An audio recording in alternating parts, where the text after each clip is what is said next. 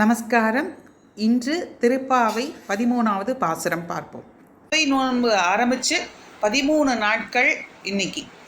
இன்றைய நாள் பாசுரம் என்ன? புள்ளின் வாய்க்கீண்டானை பொல்லா அரக்கனை கிள்ளி களைந்தானை கீர்த்திமை பாடிப்போய் பிள்ளைகள் எல்லாரும் பாவை களம் புக்கார் வெள்ளி எழுந்து வியாழம் உறங்கிற்று புள்ளும் சிலம்பின கான் போதறி கண்ணினாய் புள்ள குளிர குடைந்து நீராடாதே பள்ளி கிடத்தியோ பாவாய் நீ நன்னாளாள் கள்ளம் தவர்ந்து கலந்தேலோர் எம்பாவாய். யாரை எழுப்புறா? ஒவ்வொரு நாளும் 6ஆம் பாசுரத்துலேருந்து 15ஆம் பாசுரம் வரைக்கும் ஒரு 10 கோபிகைகளை எழுப்புறான்னு பார்த்தோம். இன்னைக்கு எந்த வகையான கோபிகையை எழுப்புறா? கண்ணழகியா, அழகான கண்ணு, அந்த கண்ணை படைத்த அந்த கோபிகையை இந்த பாசுரத்தில் எழுப்புறா. அவள் ஏகாந்தத்திலேயே தன்னையே ரசிச்சுப்பாளாம். ஆகா, என் கண்ணு எவ்வளோ அழகாக இருக்குது அப்படின்னு ரசிக்கக்கூடிய அந்த கோபிகையை எழுப்புறா. இங்கே கண் அப்படிங்கிறது எதை குறிக்கிறது அப்படின்னா ஞானம். ஒவ்வொரு பாசுரத்துலேயும் உள்ளார்ந்த அர்த்தங்கள் இருக்குன்னு சொல்லியிருக்கேன். இதில் ஞானத்தை குறிக்கக்கூடியது கண் அப்படின்னா ஞானம். மிகுந்த ஞானம் பொருந்தியவளாம் இவள். யாரிடத்துல ஞானம்?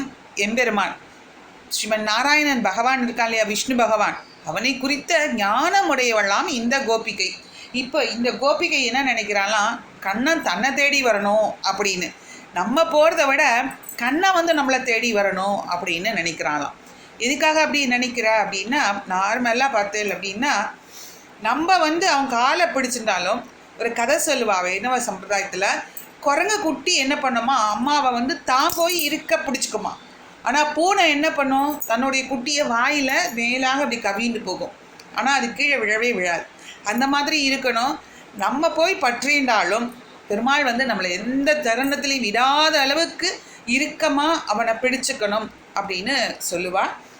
இங்கே அந்த அளவுக்கு கண்ணழகு படைத்தவள்ளாம் இந்த கோபிகை. இப்போ நம்ம அர்த்தத்தை பார்ப்போம். இப்போ நம்ம எல்லாரும் எங்கே இருக்கோம்?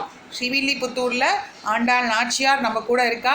நம்ம எல்லாரும் ஸ்ரீவில்லிபுத்தூரில் இப்போ அந்த கண்ணழகு படைத்த கோபிகை வீட்டு வாசலில் நிற்கிறோம். அந்த கோபிகை வீட்டு வாசலில் நின்றுட்டு நம்ம யாரை பற்றி பேச போகிறோம்? நேற்று மனதிற்கினியான ராமனை பற்றி சொன்னால் நமக்கு ரொம்ப கொஞ்சம் குழப்பம் வருது. முதல்ல கிருஷ்ணன்கிறா, அப்புறம் ராமன்கிறா. அதனால் இந்த பொல்லாப்பே வேண்டாம்ப்பா அப்படின்னு 2 பேரையும் கொண்டு வந்துடலாம். கிருஷ்ணா அனுபவத்தையும் கொண்டு வந்துடுறா. இதில் கிருஷ்ணா அனுபவம் என்ன தெரியுமா? ரொம்ப அற்புதமான அனுபவங்கள், ஒவ்வொன்றும் லீலைகள், ஒவ்வொன்றும் லீலா வினோதங்கள். இதில் புள்ளின் வாய் கீண்டானை. இந்த புள்ளின் வாய், புல்லுனா பறவை. இந்த இடத்துல இந்த பாசுரம் 13ஆம் பாசுரத்தில் இருக்கக்கூடிய புல்லில் இருக்கிற அர்த்தம் என்னென்னா கொக்கு. கொக்கு வடிவில் வந்த பகாசுரன் என்ற அசுரனுடைய வாயை கிழித்தாளாம். யார்? கிருஷ்ணன் அந்த வாயை கிழிக்கிறான். யார்? கம்சன் அனுப்புகிறான். அந்த குழந்தைய நம்ம இருக்க விடாமல் பண்ணணும். அந்த குழந்தை தான் தன்னை அழிக்க வந்திருக்கு. அதனால இந்த குழந்தைய நம்ம என்ன பண்ணிடணும், நம்ம அழிச்சிடணும் அப்படின்னு சொல்லிட்டு பூதனை முதற்கொண்டு ஒவ்வொரு அசுரர்களாக அனுப்புகிறேன். அப்படி அனுப்பும்போது எல்லாத்தையும் துவம்சம் பண்ணிடுறான் கிருஷ்ணன். எம்பெருமான் இல்லையா, அதனால் கிருஷ்ணன் என்ன பண்ணிடுறான், துவம்சம் பண்ணிடுறான்.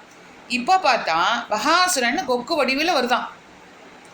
அந்த கொக்கு வடிவில் வந்த அசுரனை அவனுடைய வாயை புலந்துட்டான், கீண்டானை அப்படி கிழிச்சிட்டான். அவன் தீமைகள் அடுத்தது பாருங்க, பொல்லா அரக்கனை. பொல்லா அரக்கன் அப்படிங்கிறது யாரை குறிக்கிறதுனா இலங்கையை ஆண்ட ராவணன், 10 தலை கொண்ட அந்த ராவணன். அவனை அழித்தானாம். பொல்லா அப்படின்னா தீங்கு, தீமைகள் நிறைந்தவனாம். எதனால் அவன் தீமைகள் நிறைந்தவன் அப்படின்னா, அவன் நிறைய கலைகள், அவன்கிட்ட எக்கச்சக்கமான கலைகள், எல்லா கலைகளும் அவனுக்கு தெரியும். ஆனால் என்ன பண்ணிடான், தேவலோகத்தில் இருக்கக்கூடிய பெண்கள் அப்புறம் சீத்தை எல்லாத்தையும் கவர்ந்துட்டு போனான் இல்லையா, அது தவறு.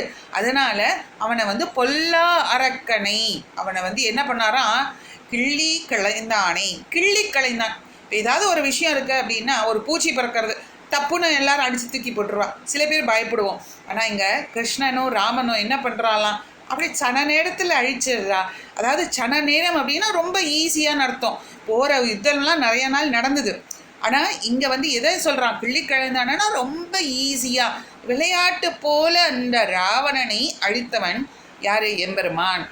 அந்த ராமன் நம்ம அவனை போற்றி பாடணுங்கிறதுக்காக ஒவ்வொரு உபாயமாக ஆண்டாள் நாச்சியார் நமக்கு இங்கே எடுத்து சொல்கிறார்.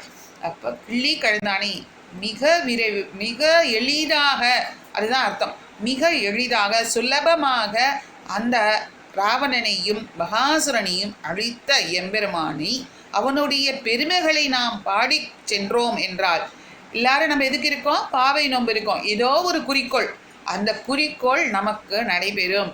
எல்லாரும் வாங்கோ, அந்த இடத்துக்கு போகலான்னு கூப்பிட்றான். அப்போது அந்த உள்ளே இருக்கிற கோபிகை கேட்குறாளாம், இன்னும் வெடியவே இல்லை, அவ்வளோ தூங்கின்னு இருக்கா. நீ வெடிஞ்சிருத்துன்னு சொல்கிறியே, 6ஆம் பாசுரத்தில் சொல்கிற புள்ளும் சிலமினக்கான், அங்கே பறவைகள்லாம் பறந்து போடுறது. அடுத்த பாசுரத்தில், இன்னொரு பாசுரத்தில் ஆணை சாத்தான் பேசின பேச்சரவம் சொல்கிற, அதாவது 2, ஒரு பெண் பறவையும் ஒரு ஆண் பறவையும் சேர்ந்து பரத்வாஜ பறவைகள் பேசிக்கொண்டு சென்றன அப்படின்லாம் சொல்கிறியே, அது எங்கே நடந்தது அப்படின்னு கேட்குறாளாம். அதற்காக தான் இங்கே குறிப்பாக ஆண்டாள் நாச்சியார் சொல்கிறா, வெள்ளி எழுந்து வியாழம் உறங்கிற்று. வெள்ளினா சுக்கிரன், அந்த சுக்கிரன் எழுந்ததாம், வியாழன் மறந்தது அப்படின்னு சொல்கிறார். அப்போ பறவைகள்லாம் இறை தேட அங்கே போயிருக்கு. அந்த வியாழம் உறங்கிற்றுன்னு ஏன் சொல்கிறான்னா, வியாழன் மறைஞ்சு போச்சுன்னு சொல்கிறா. இங்கே மங்களகரமான பாசுரங்கள் அப்படிங்கிறதுனால மறைஞ்சது அந்த மாதிரி எதுவுமே சொல்லாமல் மிக அழகாக தமிழில் உறங்கிற்று அப்படின்னும் அந்த வார்த்தையை போடுறா. அடுத்தது என்ன சொல்கிறா, போதரி கண்ணினாய். போது அரி அப்படின்னா பூ, அந்த பூவும் மானும் அந்த கம்பேரிசன் பாருங்களேன். அவளுடைய கண் எப்படி இருக்காம், தாமரை பூவை மொய்க்கும் வண்டு அதுக்குள்ளே உட்கார்ந்துருக்கு. அந்த மாதிரி அவளுடைய கண்கள் அப்படியே அழகாக உள்ள கருவழி உருண்டு போயின்னு இருக்கான் அந்த வண்டு மாதிரி. அவ்வளோ அழகான கண்ணை படைத்த அவளே குளிர குடைந்து அப்படின்னா குளிர அப்படி என்ன அர்த்தம் அப்படின்னா, ரொம்ப ஆழமாக அவனை அனுபவிப்பவள். ஆனால் அனுபவிக்காமல் நீ என்ன பண்ணியிருக்க, நீ படுத்துன்னு இருக்கியே, பள்ளி கிடத்தியோ படுத்துட்டு இருக்கியே, பாவாய் ஏ பெண் பிள்ளாய், நீ நல்ல நாள், இன்றைய நாள் மிக அற்புதமான நாளாக இருக்கு. அதனால் கள்ளம் தவிர்த்து நீ என்ன பண்ணிட்டு இருக்க, நீ தனியாக கண்ணனை அனுபவிக்கணும்னு தானே நினச்சிட்டு இருக்க. வேணாம், நீ எங்களோட சேர்ந்து வா, குளிர்ந்திருக்கும் நீரில் நன்றாக நீராடாமல் இப்படி படுக்கையில் படுத்துட்டு இருக்கலாமா, வா வா அப்படின்னு இங்கே ஆண்டாள் நாச்சியார் அவளை எழுப்புகிறாளாம். இதுதான் இந்த 13வது பாசுரத்துக்கான அர்த்தம். நம்மளையும் எழுப்பறா, எப்படி ஆழ்ந்து அனுபவிக்கணும்னு சொல்கிறா. மேலோட்டமாக பெருமாளை அனுபவிக்கணும்னு இல்லை, அவனுடைய பெருமைகளை, அவனுடைய சௌலபியத்தை, அவனுடைய கல்யாண ரூபங்களை நம்ம ஆழ்ந்து அனுபவிக்கணும் அப்படிங்கிறது தான் இந்த பாசுரத்துக்கான அர்த்தம். புள்ளின் வாய்க்கீண்டானை பொல்லாரக்கனை கிள்ளி கழைந்தானை கீர்த்துமை பாடிப்போய் பிள்ளைகள் எல்லாரும் பாவை களம்புக்கார் வில்லி எழுந்து வியாழம் உறங்கிற்று.